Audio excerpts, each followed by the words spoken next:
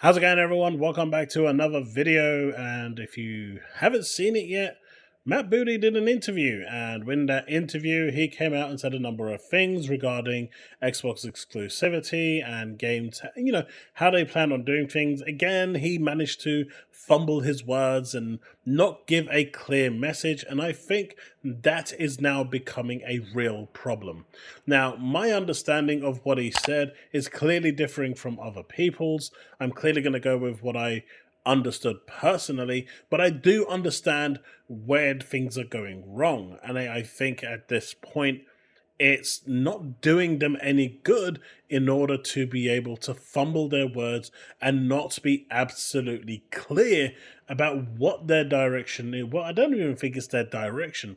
It's clear from what they said that certain games will be going multi-platform, like Doom, like Call of Duty, Minecraft, Diablo. We expect those games to go, but then there are certain franchises that won't go, and we're expecting those to be the likes of Halo, and Gears, and Forza, and Fable, and Starfield, and even maybe Perfect Dark. I don't expect that to go either. But games that have previously appeared, like Hellblade, once the PS5 is powerful enough to actually run Hellblade, I suspect maybe the PS5 Pro, if that ever actually becomes a real thing, then maybe we'll actually see something at that point that could maybe run it at 30 FPS on the PS5 Pro. But as of right now, I just don't see it. But we do have this post here from Clobril, and I think it's worth going through because he kind of covers the points that I was making, but also there's another segment below, which I was talking about earlier today on stream, that I actually think is really important, and one that, it's the key point that Microsoft need to fix in their messaging. And it's the only point that they need to fix in their messaging, and it's not hard. All it takes is some common sense and the balls to come out and say, X, Y, and Z is this, X, Y, and Z is this, and that is it, right? There's really no two ways about this. It's not rocket science. But Phil's insistence on trying to balance everything and trying to be the good guy to everyone, whether it's because of his bosses or not, I genuinely don't know. But one thing I do know is that this whole enigma, this whole ambiguity is not working. And if they are trying to rebuild the brand, because let's face it, 2024, the first half of the year is pretty barren. I know people are going to say, well, we had Powerworld. That you got that by luck, right? That was by fortune. It fell on Xbox's lap because of the way it was actually designed, and the early access being sold is not allowed on PlayStation. So we got that as de facto, which is cool. It's a good game if you like that sort of thing. It's getting really cool updates. But once it actually gets a full release, I suspect it's going to go everywhere. So it's more of a timed release. But Hellblade 2 is really the only game that we've got this year that's first party that has been exclusive. We did get other games like Persona 3 coming on Game Pass, but that's been available multi-platform. In terms of like exclusively available to Xbox or the ecosystem, we really have Powerworld, which was, fortunately fell into Microsoft's lap, and of course we have Hellblade 2. So it's been quite barren for the first 6 months. The second half of the year looks to be jam-packed. You know what else is jam-packed?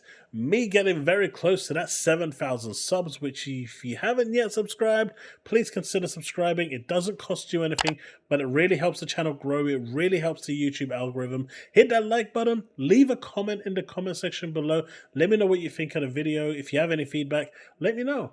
And of course, if you want to support me further, you can hit that YouTube membership. YouTube members from the Supporter Plus tier get their videos early before it goes public, so you can be first to view those videos.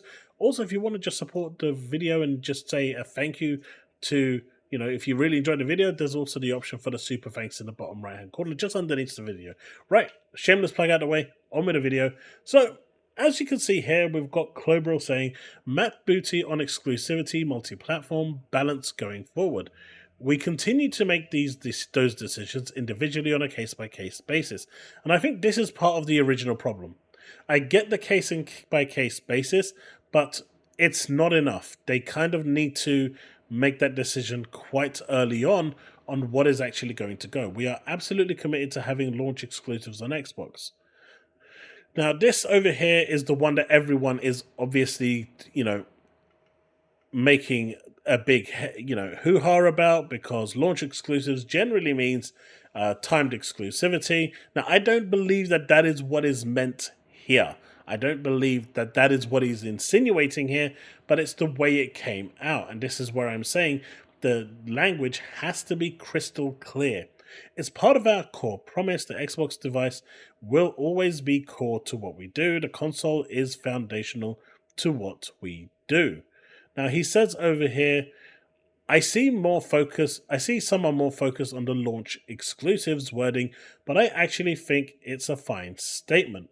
And if we actually look at what's actually being said, right, here we have it. When asked about what this means for future Xbox exclusives, Booty reiterates that the teams are evaluating games hitting other consoles on a case-by-case basis, adding that Xbox players can absolutely continue to expect many games to launch as exclusives. Can you see how it changes now instead of launch exclusives? Whereas this one, he's saying they are going to launch as exclusives.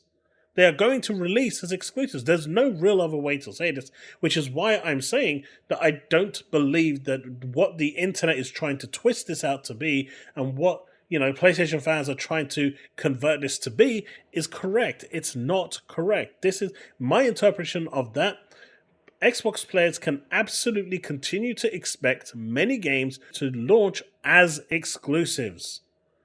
So it's not like they're going to be timed exclusives or anything. They are going to launch as exclusives. That's it. I mean, obviously he could have said released as exclusives, and that would have probably reduced any ambiguity. And that would have probably put this to bed. But he used the word launch, so the internet is running off with that. And that, the Xbox promise, all Xbox first-party games come to Game Pass will continue to be true. Now, the case-by-case basis here is clearly referring to does the game make enough sales? And if it doesn't, is it bringing in any Game Pass subscriptions? If it doesn't, then it's going to look elsewhere. At that point, that's how I think it is, but I don't believe for a second that any of the tentpole titles are included in this. Now, of course, if we go back to this, I'll continue. The key takeaways here should be Xbox will do more multi-platform releases going forward. Some on day one, like Doom. Some later, probably like Hellblade, Hi-Fi Rush. Case by case. Xbox will still have exclusive games. They understand it's core to the value of their business, and especially the console. A console with no exclusives is not a console at all. Even Microsoft has to understand this. Xbox first party is this huge thing these days where they can balance it out to cater for both. And by that, he's saying, with ABK's big, rich catalog, ZeniMax's catalog, games like Elder Scrolls Online are going to be, continually supported. Fallout 76, continually supported. Fallout 4, if it gets updates, is going to be supported. Minecraft. There's loads of games that Microsoft actually now has that is multi-platform by nature, and they can't, they will continue to support those. But even certain ones that are a part of a franchise, they are looking to continue to support, like Doom. Some want more transparency, and I get it. I absolutely do.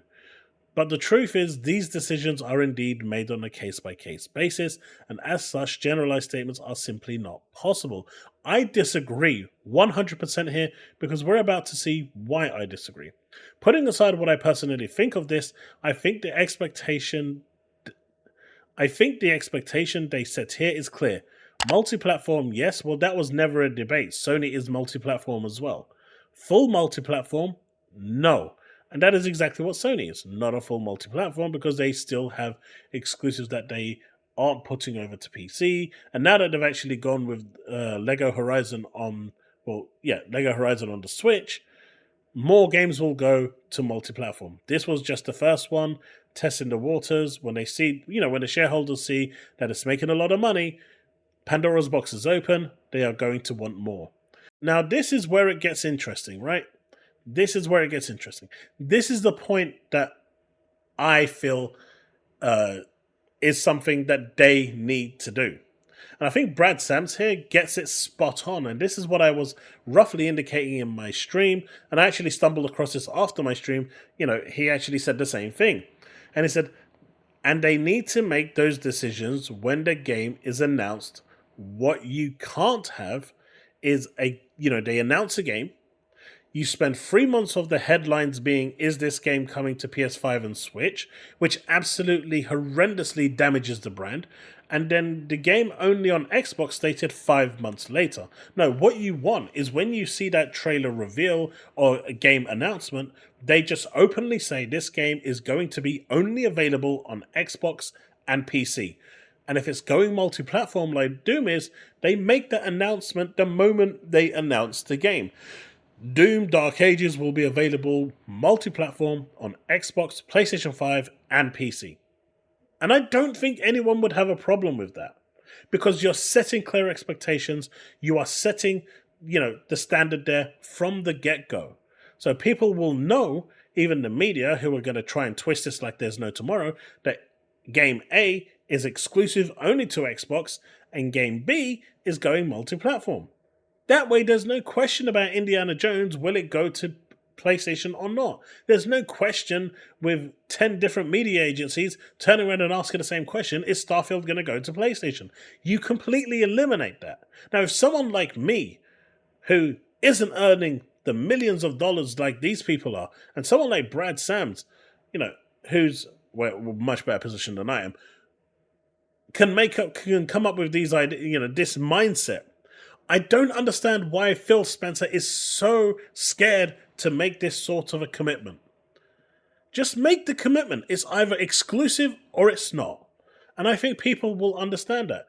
People have already accepted that certain games will go. They are going to be multi-platform, but they're also going to not be a full multi-platform.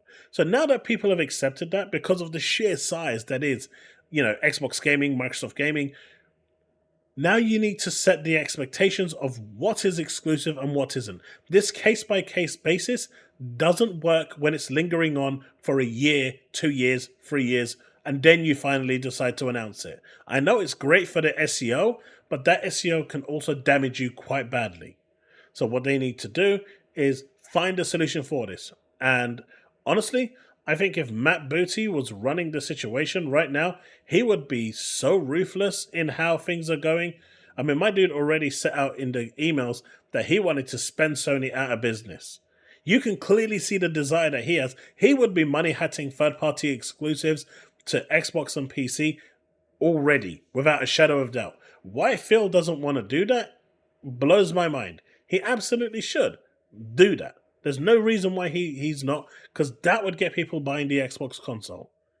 But in my opinion, that is what they need to announce.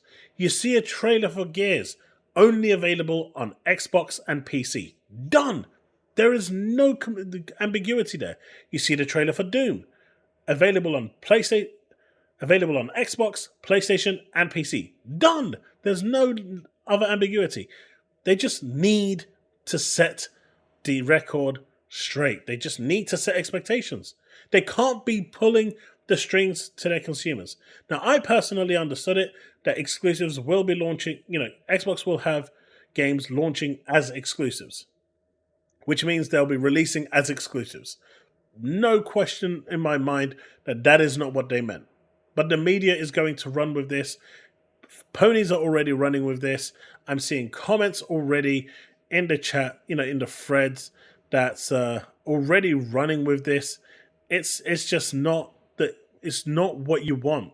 It's not what you want, and it just sets a bad expectation. Agree if day and date on PS and if coming out 6 months. Why? Exactly, right? Just set the standard, set the tone. If it's exclusive, only available on Xbox and PC. If it's not exclusive, available multi-platform day one. Or if it's a timed exclusive, then say it's a timed exclusive 1 year on Xbox, a year later, it'll go over to other platforms. Done. It's not hard. And then at least Xbox fans know what to expect. But, continuing this limbo isn't it. It just isn't. And I think they just need to do better, and they need to communicate better. And we've been saying this for a long time, but they do need to fix that. Well, that's all I got for you for today. Hope you enjoyed the video. Hope you enjoyed the stream, and I will see you in the next one. Don't forget to leave a like, hit that subscribe, please, if you haven't done so yet. Hit that bell to stay up to date with all content I release. Don't forget, hitting that sub doesn't cost you a thing. It's not like Twitch where you have to pay $5 to, subscribe. Here is absolutely free. If you want to support me further, you can do that through my YouTube membership or the Super Thanks. And of course, leave a comment below and let me know your thoughts on this situation. That's it. Have a good one and remain legend.